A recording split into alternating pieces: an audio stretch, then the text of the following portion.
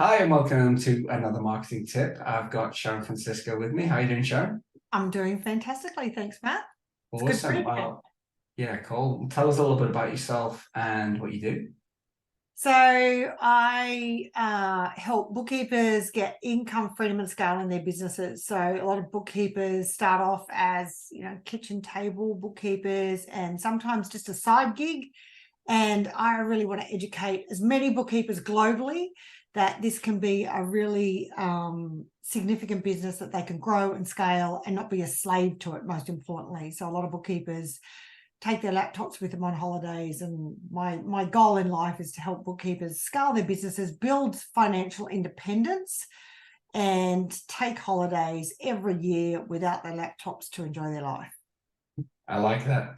I When the cloud came out, everyone was posting those pictures of themselves. Here I am working from the beach, and how cool! And you're like, no, cooler is working, no laptop, No work. on the beach. Exactly. You didn't Yeah, even take a photo. definitely. Yeah, cool. All right. Well, tell us your number one marketing tip, please, Sharon. You know what? I've got two aspects to this. The first Mhm. one is the tried and tested. And the reason why we keep hearing the same things over and over is because it works. So the ones that I'm going to quickly touch on are networking, of course, getting out, meeting people.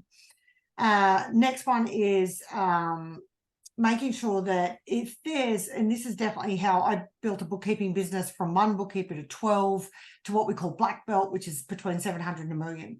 And I did this through mostly joint venture partnerships. So working with accountants to refer, so finding people that were in industries that dealt with business owners, like accountants and financial planners and business coaches and things like that.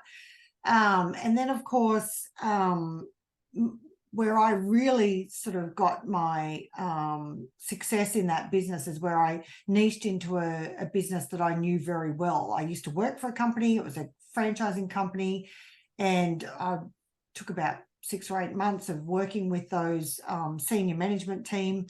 And then forevermore, they referred through very large well-qualified leads through that joint venture partnership. So I didn't have to really go and do any others except for nurture this relationship. So I think joint venture partnerships are a really good way to go. Networking, of course, getting out there and meeting as many people at like traditional things like BNI, BX, Chamber of Commerce, Rotary, anything like that where there's people, and generally a combination of small to medium-sized businesses. And then, making sure you follow up. That's the big thing. When you meet people, follow up. And I think the way that, I don't know, I always talk to my kids about this, Matt, that you can really stand out these days because in this world of automation and numbers and getting as much revenue as possible, people are it just doesn't feel like you're human. You go into meetings or networking or anything, like walking into just regular shops, you just feel, I don't know if you feel this, but you just feel like a number. And Mhm. more people are hiding behind their computers from their homes and not getting out and connecting. And I think you can really stand out by doing all the traditional things like networking and joint venture partnerships and asking for referrals, asking for testimonials, but doing it from a human place. Talking about, like, before we came on air, how are you going? What have you been up to? Like being real and getting to know people for who they are, the good, the bad, and the ugly, the whole lot, I think. So if you're doing the traditional things in a way that is meaningful and caring, I think you really stand out. Yeah, I couldn't agree more. And meeting I had before this was talking with an accountant in Sydney, talking about automation.